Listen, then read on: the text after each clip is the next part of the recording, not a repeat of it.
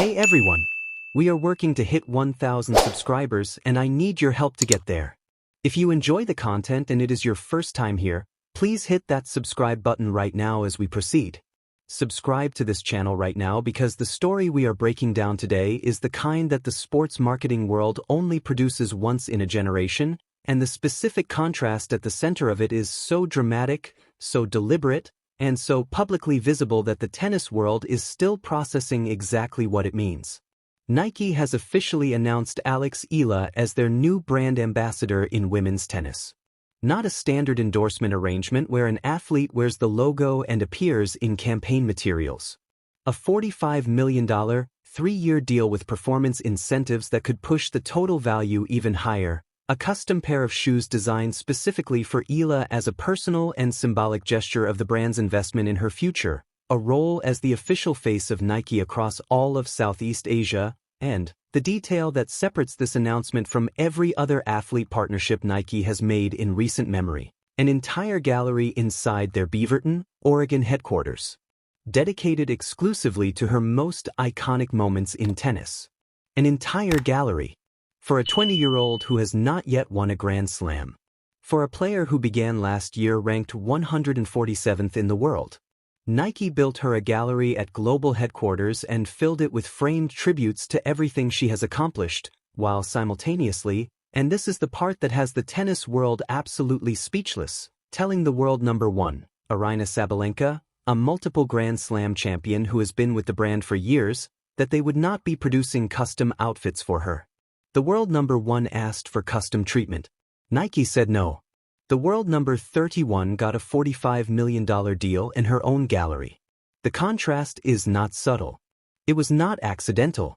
And it tells you everything about where the most powerful athletic brand in the history of professional sport believes the future of women's tennis is being written. Let us start with what Nike actually built for EALA at their headquarters, because the physical reality of the Alex EALA gallery needs to be understood in its proper context before the financial numbers and the competitive implications can land with their full weight. The gallery is not a corner display or a commemorative banner hung in a meeting room. It is a dedicated section of the Nike World Headquarters, the building where the brand's most significant athletes and most important moments in the brand's history are represented, filled with framed images of EALA's journey from a girl who showed up at the Nadal Academy at 13 years old to the player who broke records and hearts and ceiling limitations across 12 extraordinary months. Her iconic post-Miami semifinal image. Both hands on her face, the tears flowing without restraint, the raw and unfiltered emotion of someone who has just done something that exceeded their own wildest expectations, is on that wall. A photo of EALA taking a selfie with Filipino fans is on that wall. The caption Nike chose for the gallery's central piece reads "History in Full Bloom," which is 3 words that one of the most carefully brand-managed companies on the planet chose with the full awareness of what they communicate to everyone who reads them. Nike does not caption things carelessly. They do not build galleries carelessly. They do not invest $45 million carelessly. Every element of what they constructed for EALA at their Beaverton headquarters is a deliberate, calculated, institutionally approved statement about what they believe she represents and where they believe her career is going. The gallery is not a celebration of what she has already done. It is a declaration of what they expect her to become. The financial architecture of the deal confirms the scale of Nike's commitment in language that is impossible to misread. $45 million over 3 years is a number that puts EALA in the category of athletes Nike reserves for players they consider genuinely transformational rather than merely excellent. The performance incentives that could push the total value higher suggest the contract was structured with the specific expectation that she will continue producing the kind of results that justify escalating investment, Grand Slam deep runs, ranking milestones, the tournament victories that accelerate the commercial value of the brand's association with her image and her story. The custom shoes are the detail that speaks most directly to the personal dimension of the partnership. Nike produces custom footwear for a very limited number of athletes, and the decision to create a shoe specifically for EALA at this stage of her career, before a Grand Slam title, before a top 10 ranking, before the verified peak of her commercial value, communicates something specific about how Nike is thinking about the arc of this investment. They are not waiting for her to become the undisputed face of women's tennis before treating her accordingly. They are treating her accordingly now, on the specific institutional judgment that the trajectory they are watching points so clearly toward that destination that getting ahead of it is the smart commercial decision.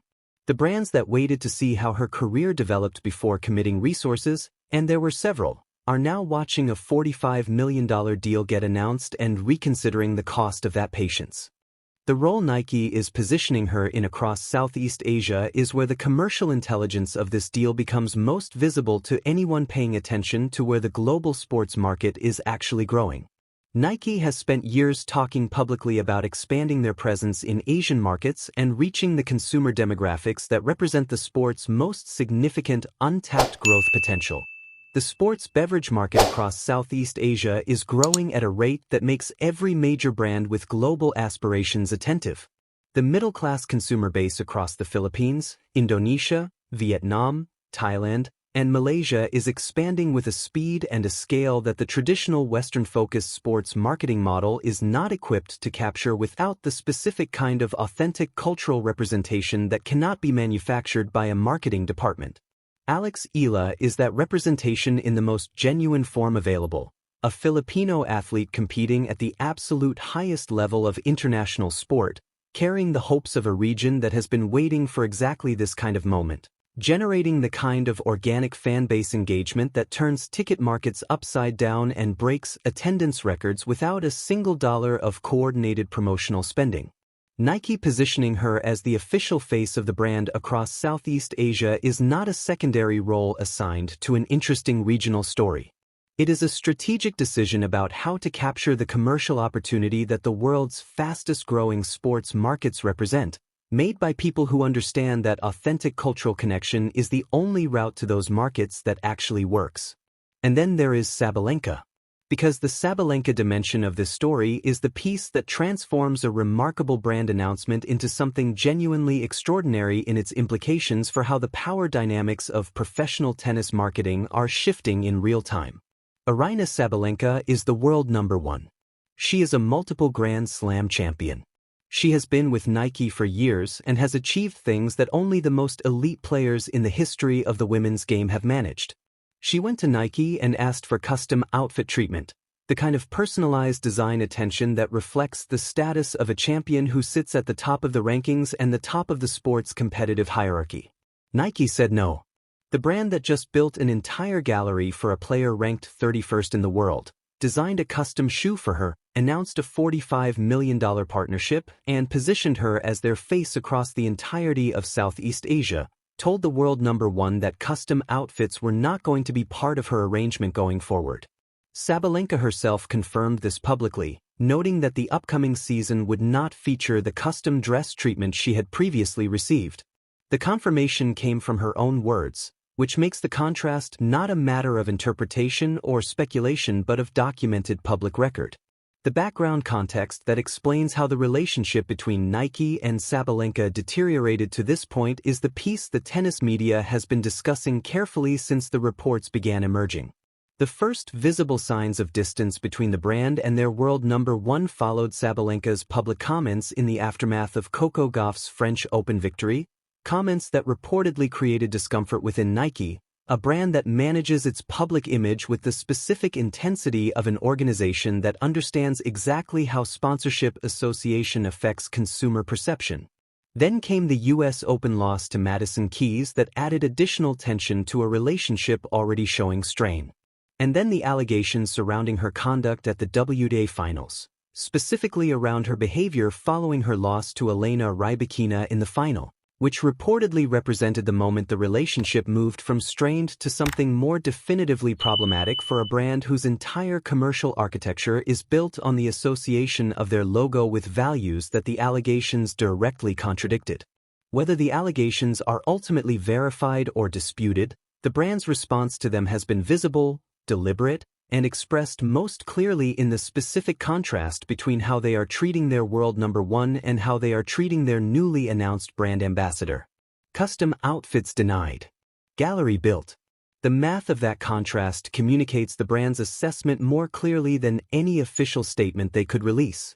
The broader implication of what Nike has done here is the part of this story that deserves the final word, because it goes beyond the specific athletes involved and speaks to something fundamental about how the commercial architecture of professional tennis is being reorganized around the EALA phenomenon.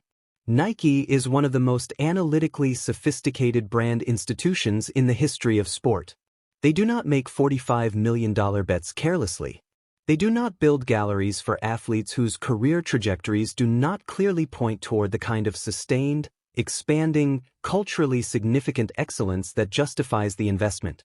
The fact that they made this specific bet on this specific player at this specific moment, before a Grand Slam title, before a top 10 ranking, while simultaneously distancing themselves from the player who currently sits at the very top of the sport, is the clearest possible statement available about which direction they believe the future of women's tennis is moving and who they believe is going to be at the front of it when it arrives. EALA is 20 years old. The gallery is already built. The shoes are already custom designed. The $45 million is already committed. History in full bloom is already on the wall. The only question remaining is how much bigger the story gets from here.